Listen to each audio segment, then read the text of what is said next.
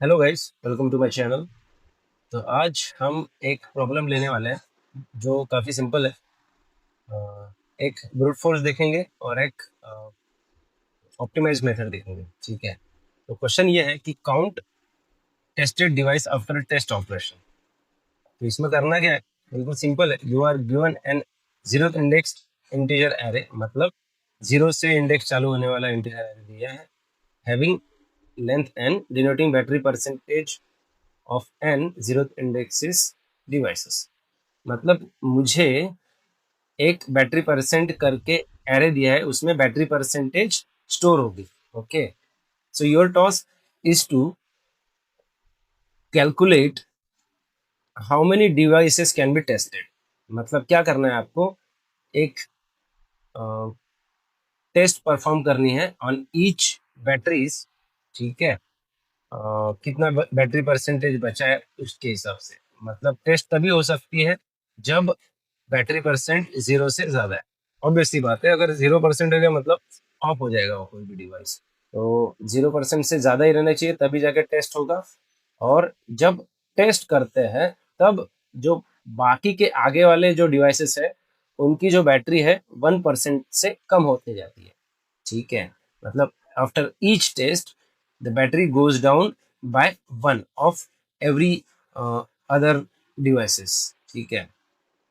तो मुझे रिटर्न करना है कि how many number of devices that can be tested after performing the test operation. ठीक है, कितने डिवाइसेस टेस्ट हो सकते हैं ये टेस्ट ऑपरेशन करने के बाद।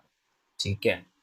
तो लेट्स सी द एग्जांपल। जैसे यहाँ पर 1 1 2 1 3 है, तो पहला जब मैं टेस्ट करूंगा ये टेस्ट हो जाएगा, लेकिन बाकी की सारे की बैटरी जो है 1% से नीचे चली जाएगी। ये जीरो हो जाएगा, ये वन हो जाएगा, ये जीरो हो जाएगा और ये टू हो जाएगा। बराबर। तो जब मैं नेक्स्ट करूंगा ना तो ये जीरो हो गया था, तो ये स्किप हो जाएगा, इस पे टेस्ट नहीं हो सकती। अब नेक्स्ट टाइम जब मैं आऊंगा तो ये स्किप हो गया था, तो इस पे हो जाएगा। इस पे कितना बचा है, वन बचा है। ठीक है। तो ये स्किप होते टाइम पे डिक्रीज नहीं होगा, जब टेस्ट होता है ना तब डिक्रीज होगा। अगर जीरो है तो वो हम स्किप कर देंगे। तो अब इस पे बचा था, एक काम करता हूँ मैं, इसको एग्जाम्पल के हिसाब से समझाता हूँ। 1 1 2 1 3, 1 1 2 1 3। तो सबसे पहले मैं ये इसको टेस्ट करूंगा। इसको टेस्ट करने के बाद ये टेस्ट हो जाएगा क्योंकि जीरो से ग्रेटर है। तो सबसे पहले we will have to check if battery percent greater than zero. अगर जीरो है तो वो टेस्ट हो जाएगा। ठीक है।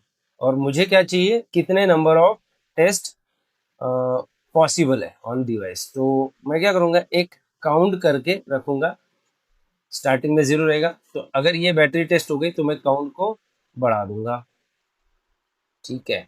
ये काउंट बढ़ गया, और काउंट बढ़ाने के साथ साथ मुझे बाकियों के other batteries which are not been tested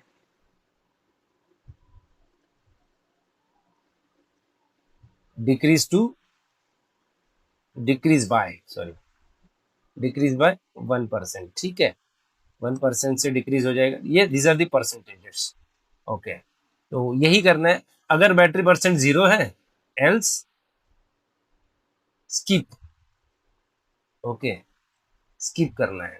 तो अगर इसके ये एल्गोरिदम के हिसाब से जाए तो बिल्कुल सिंपल सिंपल हो जाएगा। पहले इसमें ये वाला टेस्ट हो जाएगा, तो अभी आउटपुट क्या आ जाएगा, ये इग्नोर ही हो जाएगा। फिर ये जीरो, ये टेस्टेड, जीरो, वन, जीरो, और ये टू हो जाएगा। ठीक है। जब मैं नेक्स्ट पे जाऊंगा, नेक्स्ट पे जीरो है तो ये स्किप हो जाएगा। इस पे जाऊंगा, इस पे जाने के बाद ये टेस्ट हो जाएगा। ये टेस्ट हो गया। अब इसमें डिक्रीज करना है, तो ये जीरो से जीरो ही रहेगा, इस पे डिक्रीज नहीं होगा, ये वन हो जाएगा। ठीक है। तो अब तक काउंट तुम्हारा एक ही है, काउंट एक ही है क्योंकि पहला ही टेस्ट हो चुका था। अब नेक्स्ट पे जाएगा, या स्किप हो जाएगा। अब फिर से नेक्स्ट पे जाएगा तो ये भी टेस्ट हो जाएगा। तो तुम्हारा काउंट जो है शुड बी इक्वल टू 2, और ये तुमको रिटर्न करना है। ओके। तो आंसर शुड बी 2। यस, तो तुम्हारा आंसर, एक मिनट, कौन सा वाला स्किप हो गया अपना? अच्छा ये, जस्ट मिनट, अच्छा ये भी हो गया था ना, ओ सॉरी, ये मैंने स्किप कर दिया। ये ये और ये पहला वाला, ठीक है। तो और काउंट शुड बी 3, ठीक है। Okay, so if I want to take another example, ठीक है, और एक एग्जांपल लेते हैं तो थोड़ा सा और समझ में आ जाएगा। 0 1 2, 0 1 2, तो सबसे पहले इस पे परफॉर्म होगा क्या? नहीं, काउंट 0 है अभी फिलहाल। तो जब मैं इस पे आऊंगा तो ये स्किप हो जाएगा, इस पे आऊंगा तो ये टेस्ट हो जाएगा। तो अब काउंट तुम्हारा बढ़ के 1 हो जाएगा और ये डिक्रीज हो जाएगा बाय 1, ठीक है। अब इस पे आऊंगा तो ये भी टेस्ट हो जाएगा, तो काउंट बढ़ जाएगा 2 2, ठीक है। This is how you need to run the algorithm, ठीक है।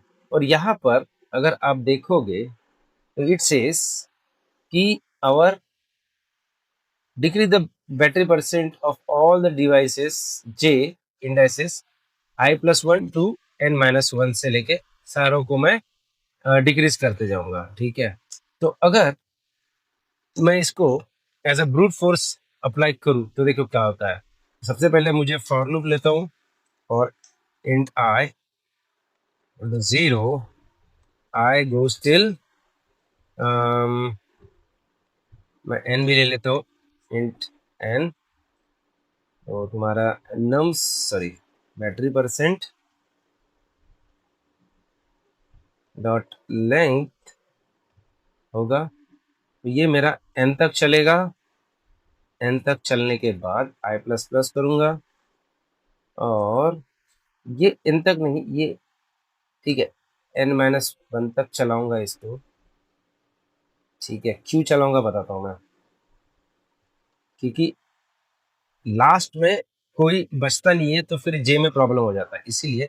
तो अगर मेरी बैटरी जो परसेंटेज है, बैटरी परसेंटेज कैसे निकलेगी? बैटरी परसेंटेज उसके अंदर एरे के दिया होता है। तो अगर i इज ग्रेटर देन 0, तब मैं क्या करूंगा? टेस्ट परफॉर्म करूंगा। टेस्ट परफॉर्म कैसे होगी? काउंट प्लस कर दूंगा तो टेस्ट परफॉर्म होगी।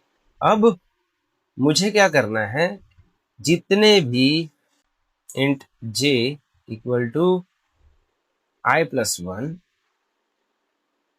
j is less than n और j प्लस प्लस, ठीक है। तो ये सारों को डिक्रीज करना है, इनकी बैटरी परसेंटेज, इनकी बैटरी परसेंट मुझे डिक्रीज करना है बाय -1, ठीक है। इस तरह से मैं बैटरी परसेंटेज सबकी डिक्रीज कर सकता हूँ। ओके, अब ये हो गया।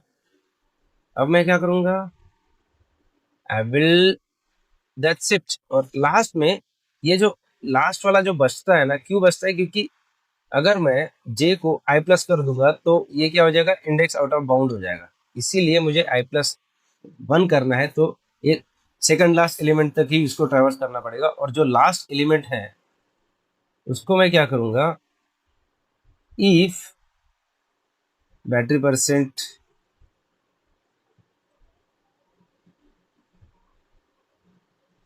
n-1 का बैटरी परसेंट अगर ग्रेटर देन 0 है तो इसके अंदर भी काउंट बढ़ा दूंगा, ठीक। और फिर अच्छा, ये यहाँ पर नहीं आएगा, और लूप के बाहर आएगा, क्योंकि सारे ऑपरेशन होने के बाद हम करेंगे ना। तो अगर इस तरह से लिखता हूँ, लास्ट वाले इसका अगर 0 से बड़ा है तो I will return now count, count बढ़ा के काउंट को रिटर्न कर दूंगा, ठीक। And if I test this,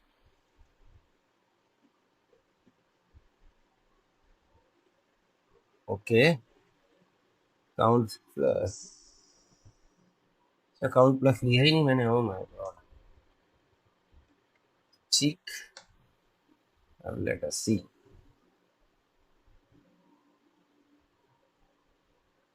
okay,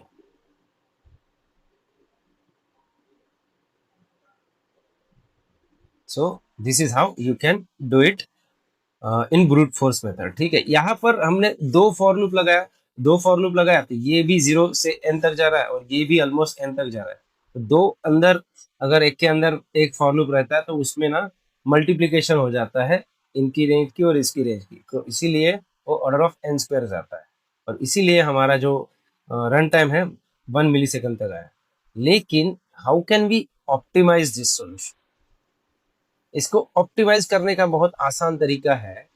मैं क्या करूंगा, I will take another integer variable as decrease equal to 0। ठीक है, अब डिक्रीज इक्वल टू 0 मैंने इसीलिए लिया क्योंकि हर टेस्ट के बाद डिक्रीज बढ़ते जाएगा, हर टेस्ट के बाद डिक्रीज बढ़ते जाएगा और नेक्स्ट एलिमेंट के लिए जब वो आएगा तो डिक्रीज बड़ा होगा तो उतना ही वो डिक्रीज होगा। पहले केस में क्या कर रहे थे, हर बार मैं हर टेस्ट के बाद मैं सबको डिक्रीज कर रहा था। यहां पर क्या होगा, एक ही बार डिक्रीज वैल्यू आते जाएगी। ठीक है, कहने का मतलब ये है कि मेरे पास ऐसा एरे है। ठीक है,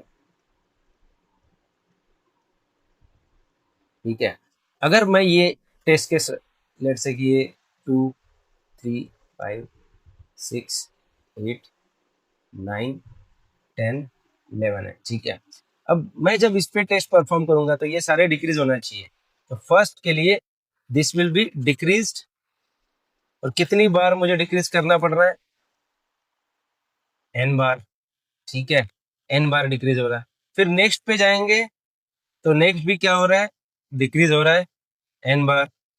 सबको डिक्रीज करना पड़ेगा हर एक लूप में। मुझे अगर मैं ये n टाइम्स जा रहा हूं तो मुझे n टाइम्स डिक्रीज करना पड़ रहा है हर इटरेशन में, इसीलिए इसकी जो कॉम्प्लेक्सिटी होती है ऑर्डर ऑफ n होती है। लेकिन अगर यही चीज मैं ऑप्टिमाइज वे से करूंगा तो क्या होगा, मैं जिसके ऊपर जाऊंगा ना एक डिक्रीज करके वेरिएबल ले लूंगा और इस पे गया तो डिक्रीज इसके टाइम पे 1 हो जाएगा तो ये 1 से माइनस हो जाएगा, मतलब ये 2 आ जाएगा बराबर। ये होने के बाद जब मैं इस पे जाऊंगा तो ये भी, ये जब ऑपरेशन करूंगा इसको प्लस कर दूंगा तो ये 2 से डिक्रीज हो जाना चाहिए, तो ये 2 से डिक्रीज हो जाएगा। फिर से प्लस हो जाएगा, 6 के लिए प्लस हो जाएगा +3, तो +3 होने से ये 3 से डिक्रीज हो जाएगा। ये ऑपरेशन सक्सेसफुल हुआ तो मैं डिक्रीज को +4 कर दूंगा, अब ये 4 से डिक्रीज हो जाएगा।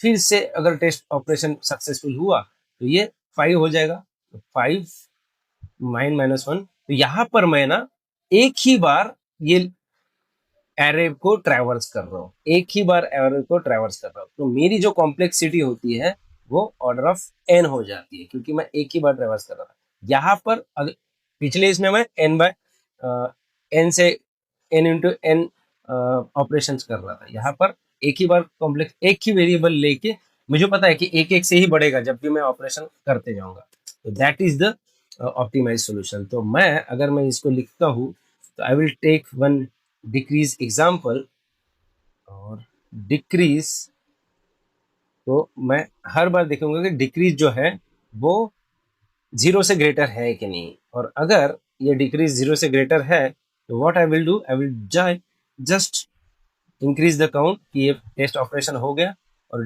डिक्रीज को भी मैं बढ़ा दूंगा। ठीक है, क्योंकि हर एक एलिमेंट के लिए आगे आगे जैसे जैसे बढ़ेंगे डिक्रीज बढ़ते जाएगा। ठीक है, सो यहाँ पर देखिए मेरा जो फॉर लूप है मैंने एक ही बार फॉर लूप लिया है ना, एक ही बार फॉर लूप लिया है, तो ये जैसे जैसे ये चलते जाएगा वैसे वैसे ये काम करते जाएगा और हो गया, सारे काउंट मिल जाएंगे अपने को। और now if you look at this millisecond, it is taking 1 millisecond for the brute force method. और इसके लिए अभी देखते हैं कितना मिलीसेकंड लगता है। पहले तो टेस्ट करेंगे कि इफ इट इज प्रॉपर और not. Okay, it is giving you the wrong answer. आना चाहिए 2 और आ रहा है ये। तो लेट अस सी। ओके, यहाँ पर मैं n ले सकता हूँ directly, and here you go। पहला मेरा 1 मिली सेकंड में हुआ था, तो ये देखते हैं कितने मिली सेकंड में होता है और कितने लोगों को बीट करता है। लास्ट वाला 60 लोगों को बीट कर रहा था, ये देखते हैं कितने लोगों को बीट कर रहा है। It beats everybody and it takes only 0 millisecond, less than 0, ठीक है, लेस देन 1, ठीक है। तो इस तरह से आप ऑप्टिमाइज वे से भी ये प्रॉब्लम सॉल्व कर सकते हैं। बहुत ईजी है, एक दो बार आप करके देखिए, बिल्कुल सिंपल वे से समझ में जाएगा। ठीक है, वीडियो अगर अच्छा लगा तो लाइक कीजिए, शेयर कीजिए, सब्सक्राइब कीजिए और कमेंट कीजिए। बाय।